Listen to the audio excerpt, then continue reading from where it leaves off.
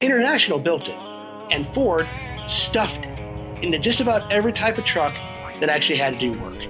And once the smoke cleared, they realized they hadn't just built an engine. They built something damn near immortal. But when you can get more power with sensors and software, why would people still chase an old analog diesel? Well, some folks' idea of a good time is a diesel that lights off on 2 batteries, 8 glow plugs, and exactly 0 laptops. If that's you, let me introduce you to the Ford 7.3 liter IDI. It is definitely not a power stroke. This is indirect injection with a mechanical standardized pump, old school as a box wrench. And today, we're tearing through it front to back so you know exactly how it works, why it lasts, and which factory version you actually want. Howdy folks, Ed here. Welcome back to Bono's Garage. In this video, we're going to map the 7.3 IDI from pre-chamber to tailpipe, naturally aspirated and factory turbo. We'll keep the story straight on what's IDI and what's power stroke, break down how those pre-chambers make it a little quieter but a little lazier off the line, and show how the standardized DB2 meters fuel with no ECU, no modules, and just good old hydraulic pressure. By the time we close the hood, you'll know what makes it different, what gives it that signature sound, what to check before you buy, how to set one up for cold starts, which upgrades actually move the needle, and what can actually kill one. Settle in. This is everything you need to know about the Ford 7.3 IDI.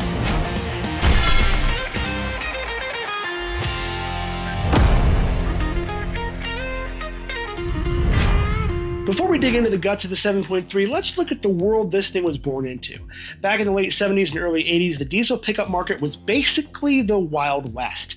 Fuel prices were ugly, emissions controls were choking the automobile industry, and everyone was trying to figure out how to squeeze more work out of a truck without using any more gas. GM tried to get there first and face-planted with the infamous old 5.7 diesel. That thing gave diesel pickup the same reputation as microwaved sushi. GM did eventually recover with the 6.2 Detroit diesel in '82, big improvement, but even that couldn't touch what Ford was about to cook up. See, Ford didn't want a converted gas engine, they wanted a real diesel built by a real diesel company.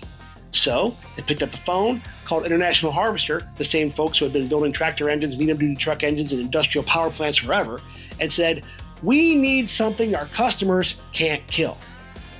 That partnership gave birth to the 6.9 IDI for the 1983 model year. It was simple, quiet for a diesel, and tough enough to idle for hours without fouling anything. The 6.9 proved that Ford trucks and international diesels were a match made in blue-collar heaven. But as the 80s rolled on, Ford needed more grunt. Trailers were getting heavier, and competitors were pushing out more powerful diesels. Dodge brought out the 12-valve Cummins in '89, a direct injection beast that suddenly made everybody else look slow. GM had their 6.5 turbo on the way, and Ford could not afford to stand still. International responded by evolving the 6.9 into something stronger and more modern without giving up the simplicity that made it so successful at the time. And that's where the 7.3 IDI came from. Bigger bore, more power, stronger head clamping, revised coolant passages, the whole thing was a refinement of the original recipe. From 1988 to 1994, the 7.3 IDI became Ford's workhorse diesel. 3/4 ton trucks, 1 ton Econolines, box fans, ambulances, fire rigs. If the job was ugly, hot, long, or thankless, odds are the 7.3 IDI was doing it. And for a short window in 93 and 94, Ford even offered a factory turbo version that made towing and altitude work a whole lot easier. Ambulances loved them because they could idle forever without gunking up injectors. U-Haul loved them because renters can't kill anything this simple. Farmers bought them because the fuel quality didn't really matter, and preppers still want them because, without electronics, it'll run after the apocalypse. Roaches, Twinkies, and IDI diesels. That's who's left. But the clock was ticking. Emissions just kept tightening. Fuel economy standards were pushing manufacturers toward high-pressure direct injection and electronic control. And Dodge was out there with that Cummins that sounded like a bucket of bolts, but made torque like a freight train. International and Ford needed a next-generation diesel, something cleaner, more powerful, and smarter. And that engine became the 7.3 Power Stroke in '94. Direct injection, high-pressure oil-fired injectors, electronic control, and a whole new frontier. And that's where the 7.3 IDI bowed out. It wasn't outdated. It was simply the last diesel built for a world that didn't require computers to make horsepower or pass emissions. It closed the book on the analog era. Before we start dissecting the 7.3, I want to talk a little bit about where it came from, because the 6.9 and the 7.3 look like twins until you get them on the engine stand.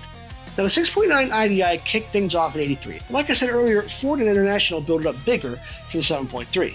The main difference is the bore size. I mean, that's the change that drives everything else. The bore went from 4 inches on the 6.9 to 4.11 on the 7.3. Sounds tiny, but that increase adds 24 cubic inches across all 8 cylinders. It also thins the cylinder walls just enough to make the 7.3 a little more sensitive to cavitation.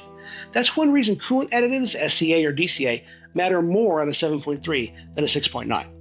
Bigger bores and thinner walls also mean that the head needs more clamping force to stay sealed under high pressure. The 6.9 uses 7/16 inch head bolts, and the 7.3 stepped it up to 1/2 inch head bolts for much better gasket sealing. If you ever torque one of these down, the difference is pretty obvious. The 7.3 hangs onto its head gaskets better when EGTs climb. The fueling changed too. The 7.3 got higher flow injectors and new DB2 pump calibrations to keep up with the extra air. That bigger bore needs more fuel, especially under load.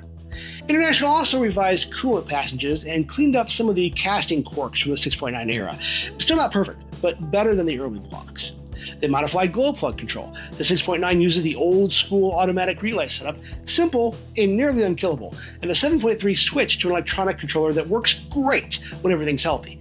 And the payoff for all these changes is more power. The 6.9 made about 170 horsepower at 315 pound-feet of torque. The 7.3 bumped that up to 180 to 190 horsepower and as much as 385 pound-feet, depending on the year and the calibration. It's not night and day, but in a 9,000-pound truck, you can feel it. And then there's the turbo years. By '93, Ford offered a factory turbo version of the 7.3 IDI with revised pistons, a turbo-calibrated DB2 pump, and better heat management. But we'll dig into that a little bit later.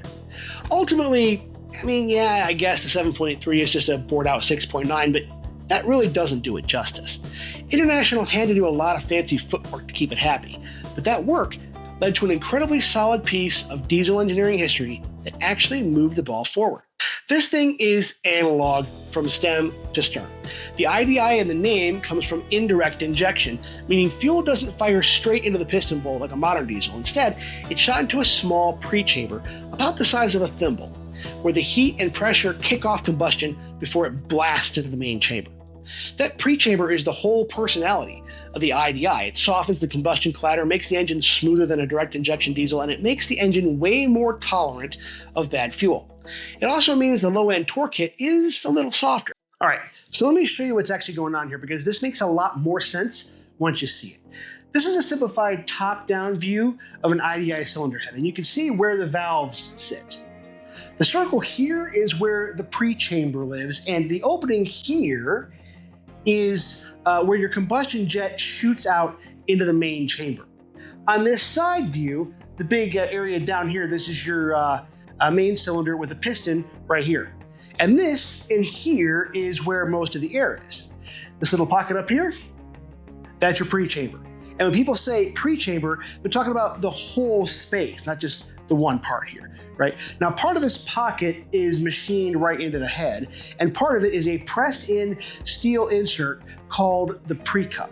Now, the cup is removable if it gets worn, though pulling it means the head is coming apart. Together, they make one small combustion chamber. The injector sprays fuel into this space.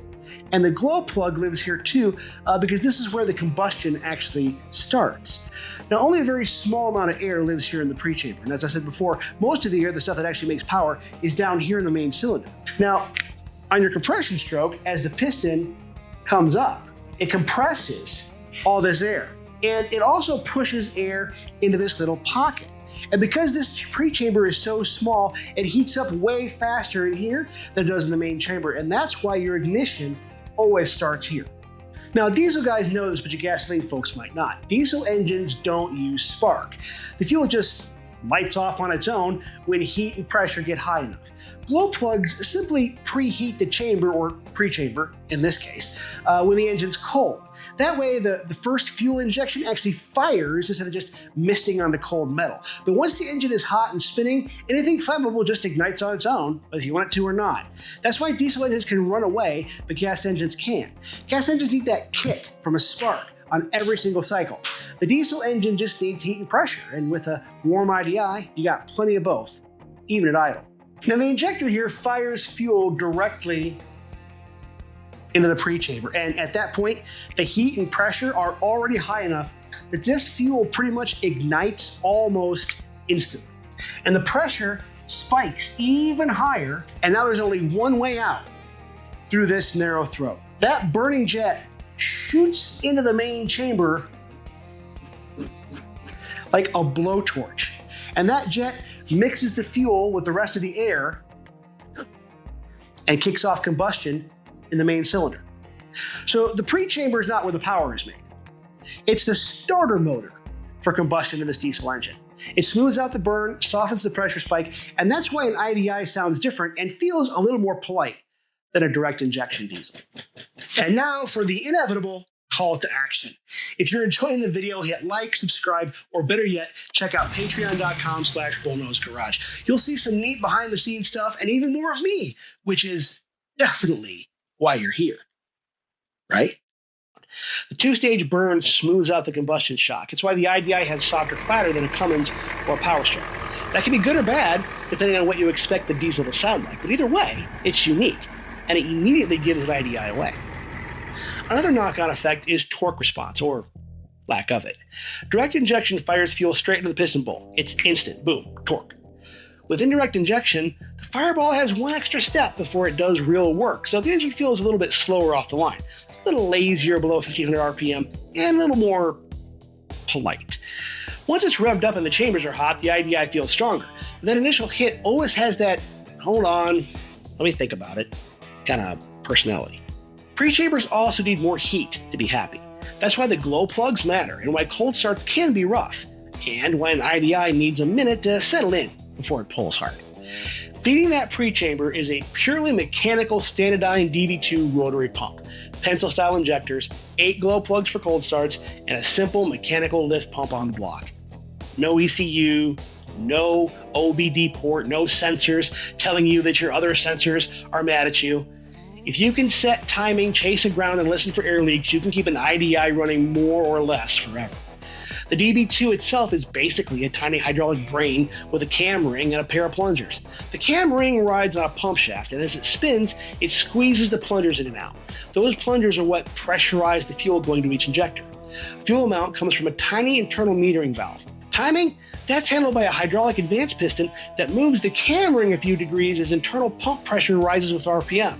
The faster the pump spins, the earlier it fires, automatically with zero electronics. No computer, no module throwing a tantrum and shouting, "check engine," just because it woke up in a bad mood. Pump sees RPM, pressure rises, advance piston moves, timing advances. It's a pretty neat trick. And because the DB2 IDI runs much lower pressures than in direct injection systems, which can reach many thousands to tens of thousands of PSI, everything is slower and gentler. The injectors pop at around 1900 PSI, dump fuel into the pre-chamber, and let the chamber do the mixing. And that PSI is nothing compared to a modern common rail, but the IDI doesn't need it. The pre-chamber handles all the turbulence. The injectors just need to be consistent. When they're balanced, the engine runs butter smooth. When they're not, you don't feel it in your fillings. Glow plugs, good ones, are a requirement. Without them, this engine will crank until the cows come home. Stick with Motorcraft Baru plugs. They are less likely to swell, snap, and break off in the head than those Amazon specials. The 7.3 IDI is a cast iron brick with a rotating assembly that was designed with the subtlety of a sledgehammer. Everything about it is overbuilt, oversized, and unapologetically heavy. The block is a deep skirt gray iron casting with wide main webs and plenty of bottom end rigidity. The bore is 4.11 inches, the stroke is 4.18, and between the two, you get 444 cubic inches. Compression is sky high, about 21.5 to 1 on the naturally aspirated engines, and a hair lower on the turbo models because of piston changes. Deck height sits just over 10 inches, and just the bare block weighs more than some entire import engines. The crankshaft is cast iron, fully counterweighted, and rides on huge main journals that are over 3 inches across. The rod journals are around 2.5. It's all gear driven, no timing chains, no belts, no tensioners, and nothing that stretches. The cam is driven straight off that gear set, which is also why these engines have that distinct mechanical whir when they idle. The firing order is 1, 2, 7, 3, 4, 5, 6, 8. Inside the block, the rods are forged, old school I-beam chunks with brushed wrist pins and enough meat to handle far more power than the fuel system will ever give them. The pistons are cast aluminum with steel inserts and a depression designed to work with that pre-chamber combustion style. Turbo engines got revised pistons with a different bowl and a slight compression drop, but the overall design philosophy didn't change. Build it heavy, build it simple, build it so a farmer can throw a rod through the pan and the crank will still be straight. The heads are cast iron too, and they are not light.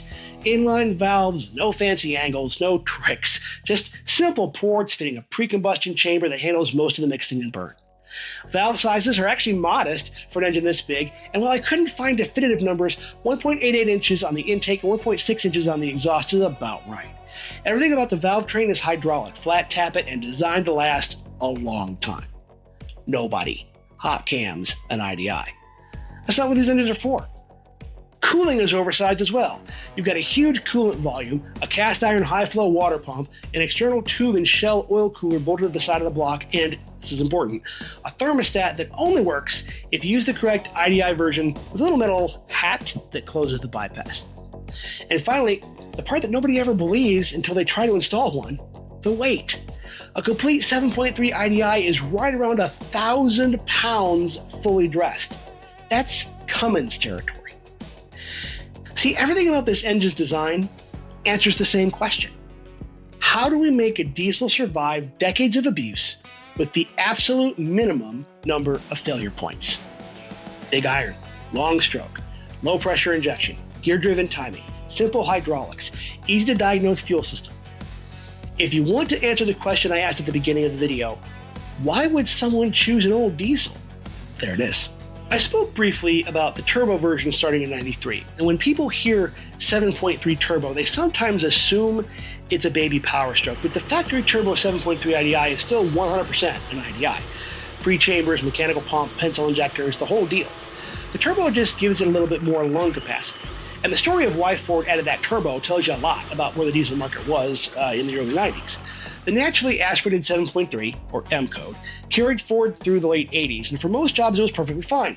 Pulled trailers, ran farm equipment, hauled U-Hauls full of college kids, but by 91 and 92, Ford had a problem. Dodge had that 12-valve Cummins, direct injection, turbocharged, tractor pull and torque right off idle. GM had the 6.5 turbo diesel coming online. Ford's naturally aspirated 7.3 IDI was reliable, but it was slow, especially at altitude or under heavy load. Ford needed a way to bump power without redesigning the entire engine. And International already had a solution: add a turbocharger to the IDI they were already building. So in 93 and 94, Ford offered a factory turbo 7.3 IDI that kept the same basic architecture, but breathed a whole lot better. Called the K code, it was Ford's stopgap before the power stroke arrived in late 94.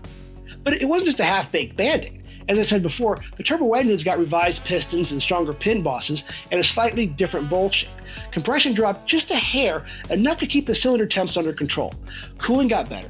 The DB2 pump was recalibrated for more fuel, and the turbo itself was a modest, quick spooling unit designed for towing and drivability, not for rolling coal or bragging rights. On the road, the difference is noticeable, but not dramatic. A turbo 7.3 doesn't suddenly turn into a power stroke. What it does do is flatten out the hills, pick up speed with less drama, and hold a tow load without feeling like it's doing long division in its head. At altitude, the turbo models feel more alive because they're not suffocating on thin air. And because the turbo helps combustion efficiency, they actually run a bit cleaner under load, with less black smoke when they're tuned correctly. Now, that doesn't mean that the naturally aspirated engines are bad. Far from it. The NA 7.3 IDI is the purest version of the design. Simple, quiet, predictable, dead nuts reliable. Fewer parts, lower cylinder pressure, and less heat mean that the naturally aspirated engines tend to live forever. If you want an absolute apocalypse truck, the NA 7.3 is really hard to beat. It's also quieter, which matters more than you think when you're spending 6 hours towing at 2,500 RPM. And the turbo engines come with one other trade-off: heat. More boost means more EGTs, more stress on head gaskets, and more demand on the cooling system. Nothing dramatic, nothing dangerous. But if you're planning to work a turbo IDI hard, you need good coolant, clean oil, and an eye on the pyrometer. The turbo trucks also tend to have tighter packaging under the hood, which means access around the passenger side exhaust path can feel like solving a Rubik's Cube with welding gloves on. So which one do you want? If you're hauling heavy, running at altitude, or you just want the IDI to feel a little bit less leisurely, factory turbo is absolutely the one to get. It's still analog, still reliable, and still cheap to keep alive. It just has enough extra kick to feel modern at highway speeds. But if you're after maximum simplicity, maximum longevity, and an engine you can fix in a field with a screwdriver and spite, the naturally aspirated 7.3 is still the king. And this part's important. Either engine can take an aftermarket turbo. In fact, a lot of naturally aspirated owners bolt on Banks or Hypermax kits and get results every bit as good, if not better, than the factory turbo models. The difference is that the turbo engines were built with a little more confidence from the factory, whereas the NA engines tend to need a little bit more self-control on the boost gauge if you want them to live forever. So I've said power stroke a bunch. If a 7.3 turbo isn't a power stroke, then what is a power stroke? They're two engines, same displacement, same trucks, same Ford badge on the fender. But the 7.3 IDI and the 7.3 Power Stroke might as well be from different planets. We've already covered the IDI and know it's simple and reliable, but in the early 90s that suddenly didn't feel like enough. Emissions went up, power expectations went up, Dodge was out there with that Cummins, and Ford needed something sharper, cleaner, and a whole lot stronger. So in 94, the 7.3 Power Stroke dropped, and it wasn't an update. It was a whole new species.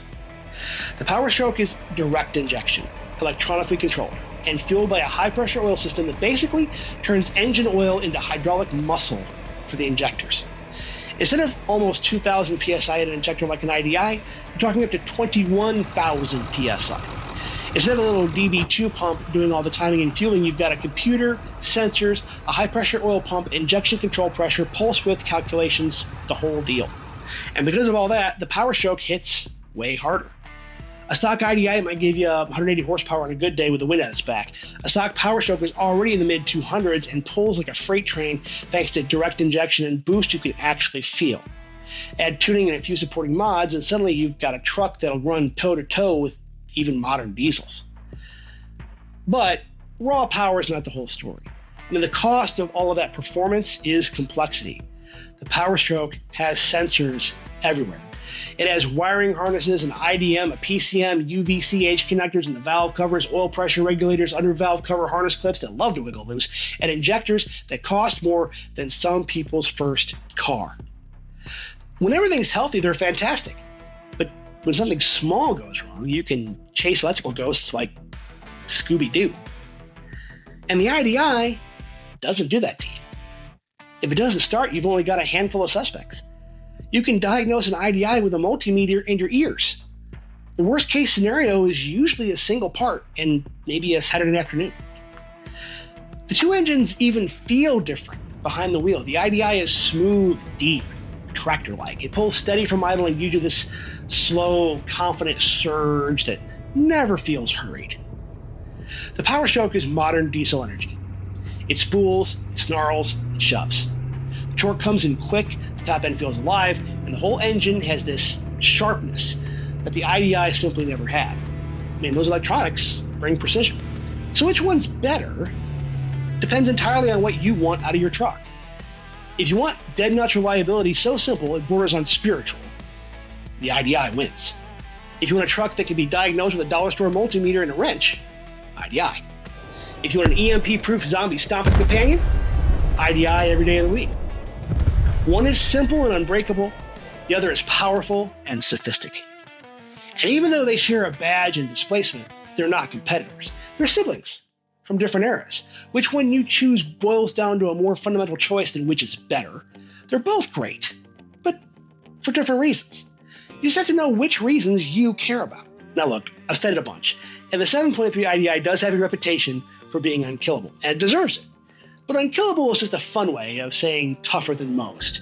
These engines absolutely do have weak spots. They're just the kind of weak spots that come from age, neglect, or a fuel system designed back when Reagan was still telling jokes on TV. None of this is a deal breaker. In fact, most of it's exactly what you want from an old school mechanical diesel. Predictable problems with simple fixes. If you're shopping for one, or if you already own one, here's what actually matters. The biggest problem on the IDI, hands down, is air intrusion.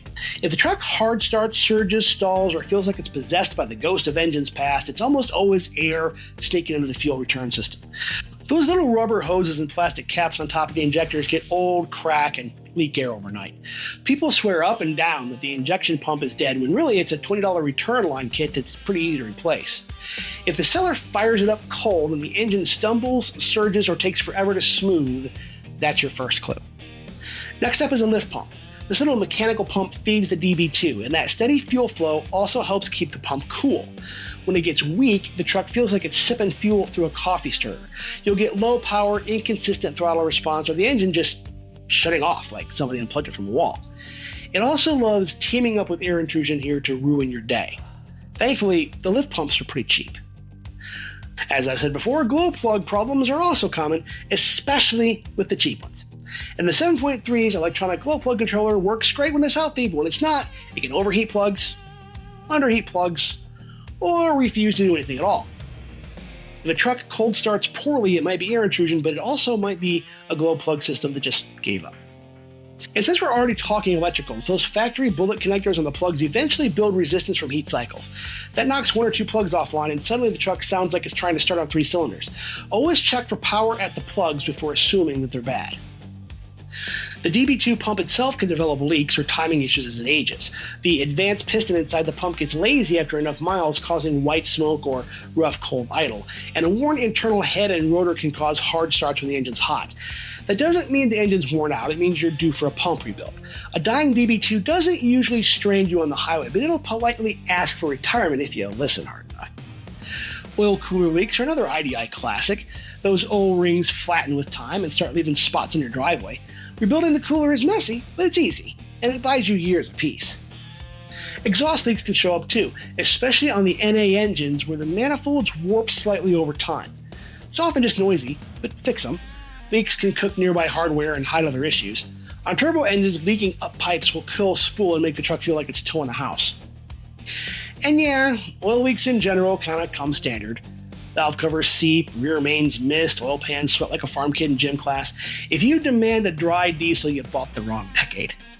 Also know that pulling the pan to replace the factory RTD isn't a simple job.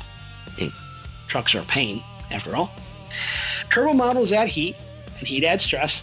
Nothing catastrophic, nothing the IDI can't handle, but a turbo truck rewards an owner who actually watches EGTs and coolant temps. Now, here's where we merge buying advice and maintenance into one simple philosophy. If a 7.3 IDI starts cold without drama, idles smooth, doesn't surge, pulls clean under throttle, holds temperature, and doesn't sound like it's fighting for its life, you're probably looking at an engine that will outlive the truck that's wrapped around it. Be more worried about rust and rot at that point. If it does show signs of air intrusion, lift pump weakness, glow plug issues, lazy timing, or small leaks, actually, that's great. Those are easy fixes, cheap fixes, predictable fixes. Use them as negotiation leverage. Because the truth is this, almost every weak spot on an IDI is a maintenance item, not a design flaw. Fix it once, stay ahead of it with basic care, and the engine will run for a long time. But I did save the most catastrophic one for last, and it deserves its own section because it's impossible to spot until it's too late, impossible to check for, stupidly easy to solve, stupidly easy to forget, and stupidly destructive if you forget it. Cavitation is one of those problems that sounds like a myth until you understand what's actually going on inside these engines. So here's your cylinder. Pretty simple. And on the outside, you've got your coolant passages. Now, I'm not going to get all technical on you and draw the actual passages. Just understand that there's coolant flowing around outside these cylinder walls. Okay, now on any diesel engine, you get some cylinder wall flex, but on these old IDIs, these walls flex a lot. Every time that you have a combustion event in here, these walls flex like a tuning fork. And that vibration sends pressure waves straight into the coolant. Now, if you remember from high school physics, waves are just ridges and troughs, right? And so you've got a ridge of high pressure, and then a trough of low pressure, and a ridge of high pressure, and these pressure waves push through the coolant, right? And what happens is that in these low pressure areas, the local static pressure gets lower than the vapor pressure of the coolant. Simple terms, that means that some of this coolant can't stay liquid and it flashes to vapor. Not because it's hot, because there's low pressure. Now this is microscopic, what we're talking about here, right? These bubbles. I'm drawing them big so you can see them, but they're really, really tiny, right? But that is cavitation. And these bubbles don't just hang out in your coolant. Remember, your pressure wave is high, low, high. This is the low pressure happening here, then the high pressure comes right behind it, and those bubbles collapse in that high pressure. Think of all of the animations that you've ever seen of the Ocean Gate submarine. And when they implode against this metal, it's actually violent enough that it can cause microscopic chips to come out of your cylinder wall material. If that happens one time, okay, not a big deal. Millions of times, then you start to get something on your cylinder wall that looks a little bit like this. And that is pitting. Now, all these different bumps and angles with all these pits cause even more pressure waves to go out in all kinds of different directions.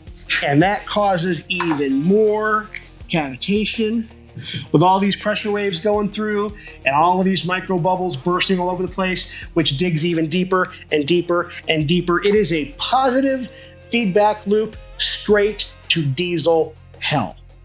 On a sleeved engine, like a heavy-duty big rig, that means a pretty bad day once the wear pushes through. It's not great, but you can re-sleeve that thing and be on your way. On an IDI where the block itself is the cylinder wall, once cavitation like this actually punches through and lets combustion gases into the cooling system, the block is done. Unless you want to spend more money than it's worth, there's no sleeving it, no patching it, no miracle fix. At that point, the engine has crossed the event horizon and the only outcome is death. Now, I promised you a stupidly easy fix, and they're called SEAs, supplemental coolant additives. Think of SEAs like a microscopic armor coating inside the cooling jacket. Now, the main ingredient that we care about is typically nitrite. Nitrites react with the iron in the block and the dissolved oxygen in the coolant to build a super thin, super stable protective film right here on top of your cylinder wall. Think of it almost like seasoning a cast iron pan. So now the cavitation still happens, right? You're not going to stop that because the vibrations are there. But when they explode now, they explode up against this protective barrier. And they still do damage, but they damage the barrier, not your cylinder wall. But the cool thing is because there's still iron in the block and oxygen in the coolant, the nitrites just rebuild. It's self-healing. Without this SEA protection, cavitation will eventually win, and the block is going to become a very heavy doorstop. With the right additive level and the occasional check to make sure that your levels are correct, cavitation becomes a non-issue.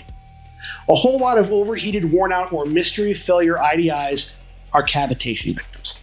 The tragedy is that this whole problem is completely preventable simply and cheaply. But cavitation feels mysterious, technical, sciencey, invisible. So folks, skip it.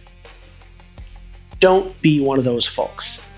Always properly season your IDI before you cook with it. Let's talk about upgrades, because this is where a lot of IDI owners lose the plot. They'll bolt on a giant exhaust tip or a gag turbo whistle or a cold air kit that does absolutely nothing except inhale your paycheck. And then they wonder why the truck still climbs hills like a hungover mule. In reality, the 7.3 IDI only cares about a handful of upgrades. And if you do those right, then the engine wakes up like you smuggled in an extra cylinder. Let's start with the fueling system.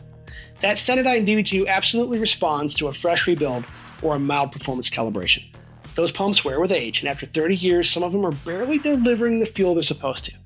A healthier, mildly tuned up DB2 doesn't turn the IDI into a drag truck, but it does give you better throttle response, cleaner burns, and more mid-range. Just don't crank the fuel screw to the moon unless you really want to make the kind of rolling soot cloud that only impresses people who failed high school chemistry. A strong mechanical lift pump or a properly set up low-pressure electric pump keeps the DB2 happy and extends its life. Start with DB2, and then it dies early. Match a freshened up pump with balanced injectors, and you'll see a night and day difference on one of these engines. Old injectors dribble, pop later, don't pop at all. When you put in a clean match set, the idle smooths right out. The smoke calms down, and the whole engine runs like it remembered what it was built for. You'll notice it in the first 5 seconds of driving. Timing is huge in an IDI. The DB2 is a mechanical pump. Its timing curve is locked into the cam ring. If base timing is off by even a couple of degrees, the truck can feel gutless, smoky, or just plain cranky. Set it right with a luminosity meter, or at least a meter that can read the pulse line. Don't do it by ear unless you really enjoy piston slap ASMR. And I already covered the glow plug system. Don't get fancy, don't buy cheap, don't cause yourself pain. Moving on to air delivery, cold air intakes. No, not on these. The stock fender snorkel already feeds cool air. Gains are negligible unless you're outflowing a huge turbo. Most cold air kits for IDIs are decorations. Run a clean filter and call it good.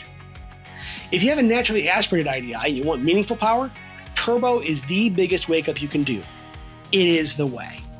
Even 6 to 8 pounds of boost transforms the engine. Suddenly you've got altitude performance, real towing power, a quicker spool off the line. The factor turbo is fine for usability, but not impressive for power. The Banks ATS and Hypermax kits are well proven. They spool fast and keep EGTs under control. Even a bone stock IDI gets a second life with a turbo. It's the single best upgrade you can do, full stop. If you do a turbo, or even if not, cooling is also a good upgrade.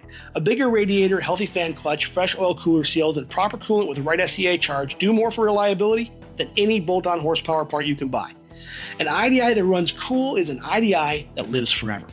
The stock exhaust is a cork, especially the turbo downpipe.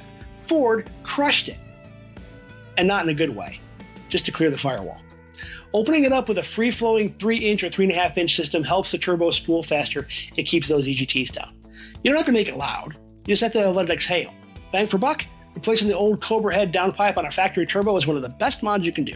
So after all of that, why does a 7.3 IDI still have such a following? Because it's the last diesel Ford ever sold that doesn't need a laptop, a scan tool, or a therapy session to keep running. It has that simple charm and the old school sound. It's the kind of engine that lets you dip your toes in a diesel without giving up strength or reliability. It's like a mechanical gateway drug. And it's another signpost in Ford history that's more than just a number. It's not the fastest diesel Ford ever built. It's not the strongest. And the power stroke that came after it is better in every measurable way.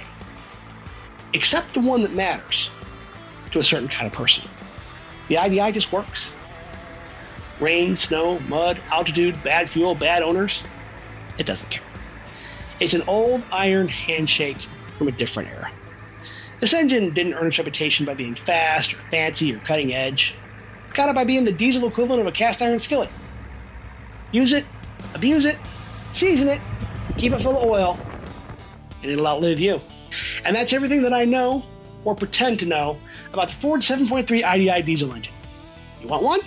Or do you still drive that old 88 that your grandpappy used to drive horses to the fair? Drop me a comment and let me know. If you have any questions, comments, concerns, gripes, internet ramblings, or if I got something wrong, as always, drop it below. Thanks again so much for watching, guys, and we will see you next time. Hey guys, if you want to dig deeper into the builds, the side projects, and the stuff that doesn't always make it onto YouTube, or even just want to get to know me a little bit better, come hang out on patreon.com/bullnosegarage. Helps keep the lights on, beer fridge full, and the builds funded. Appreciate you guys being part of the garage. She's rough around the edges, but she's doing fine. Tinkering away, getting things to shine.